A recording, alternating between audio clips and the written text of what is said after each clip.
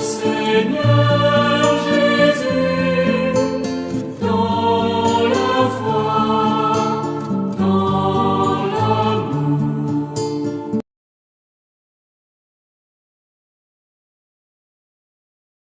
Le Seigneur a besoin de nous pour continuer à faire le bien encore aujourd'hui.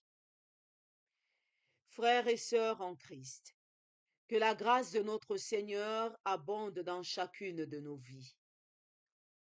Aujourd'hui, le texte de l'Évangile nous présente le Seigneur qui choisit ses disciples. Du haut de la montagne, il appelle chacun par son nom et les disciples viennent à lui tout simplement sans aucune réticence. Notre méditation portera sur la docilité des disciples de Jésus qui ont accepté de tout laisser pour être entièrement des instruments du Seigneur. En effet, chaque disciple avait une famille, des amis, un travail et une vie bien constituée quand le Seigneur l'appelle.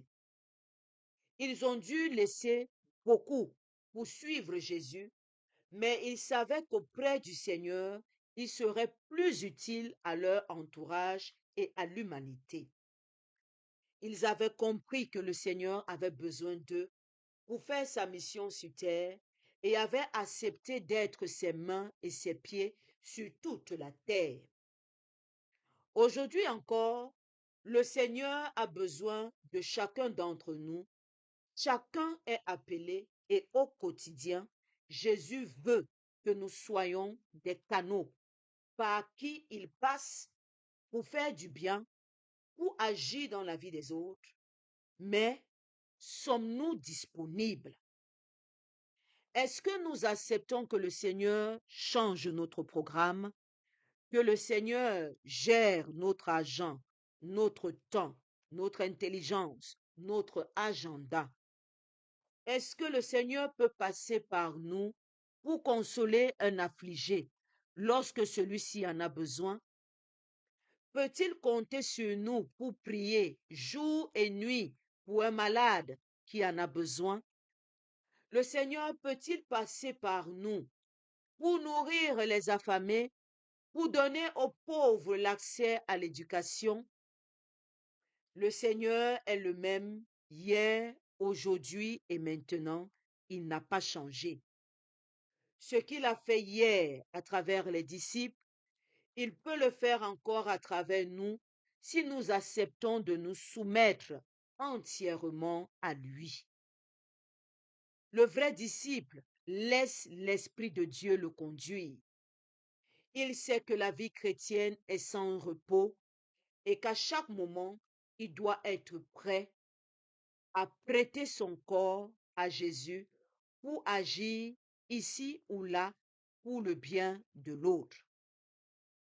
Alors revenons à nous-mêmes. Quel genre de disciples sommes-nous?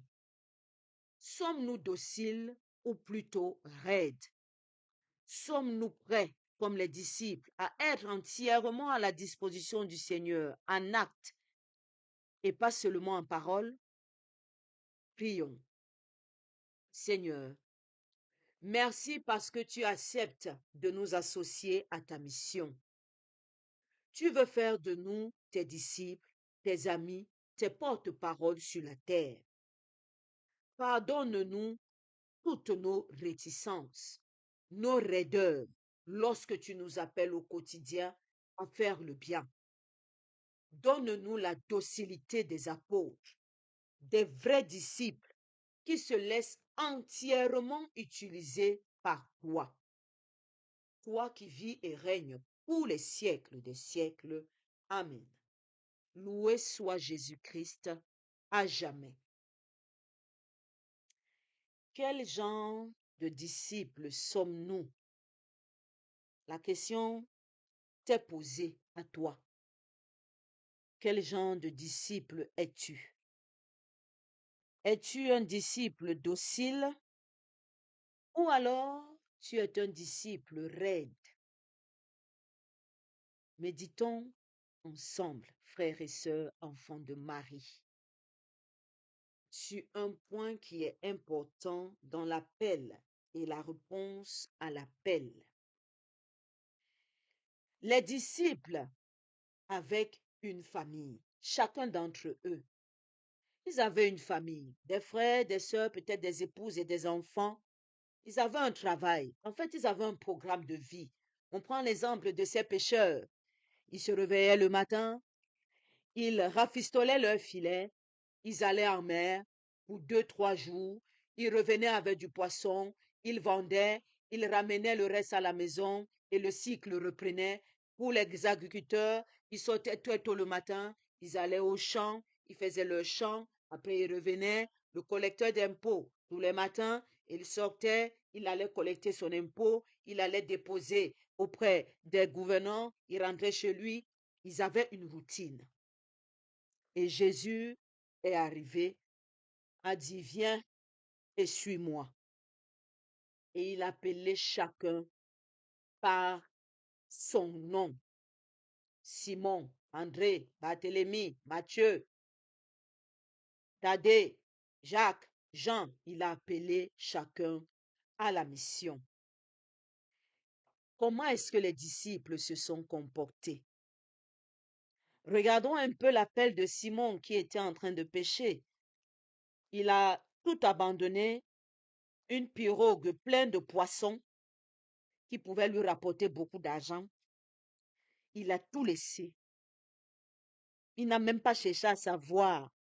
Il a tout laissé et il a suivi Jésus.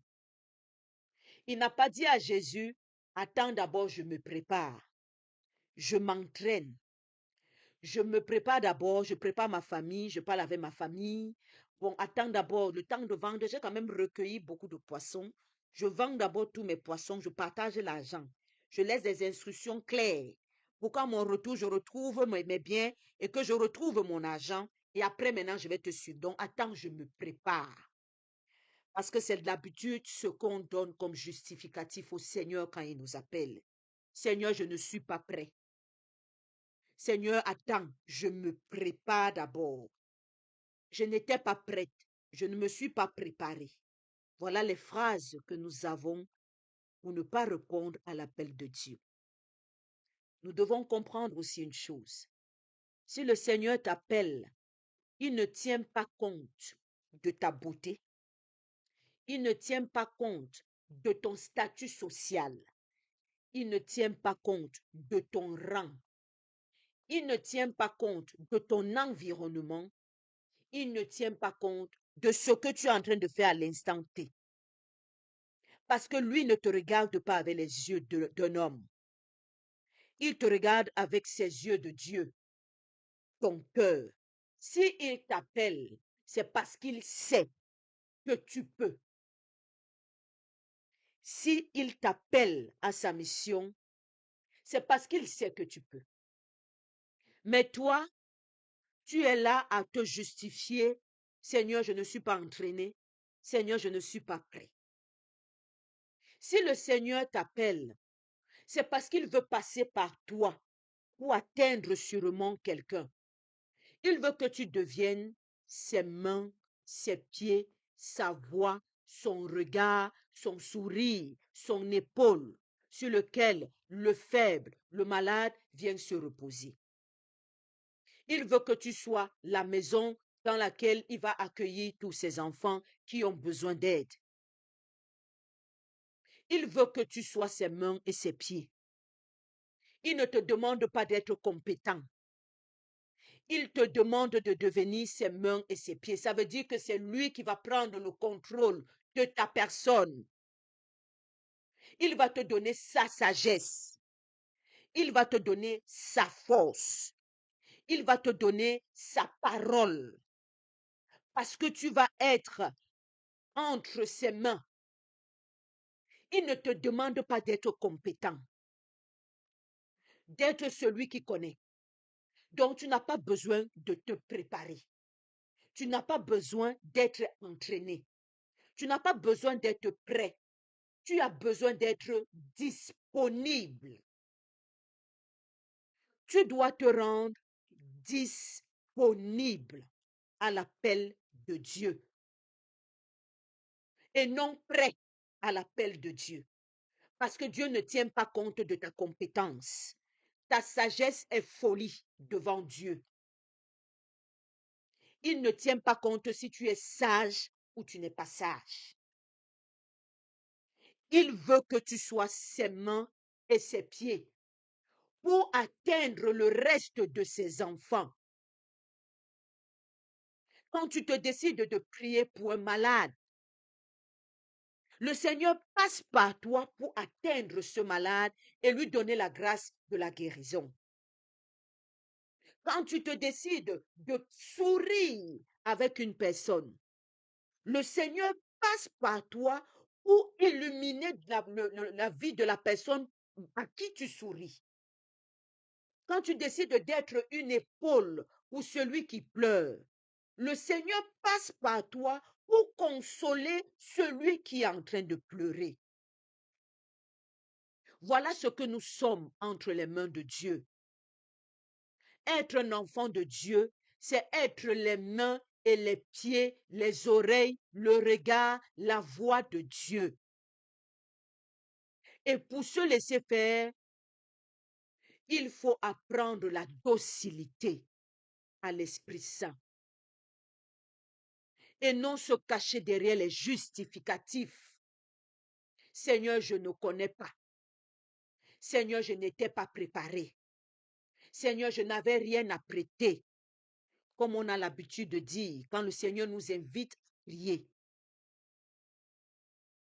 Quand le Seigneur t'invite à prier et à méditer, tu décides de fermer ta bouche, de fermer ton cœur et de dire au Seigneur, Seigneur, je n'étais pas prête. Seigneur, je n'ai pas cherché. Seigneur, je ne me suis pas entraîné. Au lieu de te rendre disponible et de te laisser porter par l'Esprit Saint, te rendre disponible et docile à l'Esprit Saint. Parce que ça ne dépend pas de toi. Voilà pourquoi je vous dis toujours, la mission de Dieu ne dépend pas de moi. Ça ne dépend pas de nous. Ce n'est pas notre mission. Nous, on réalise et on se laisse guider par Dieu.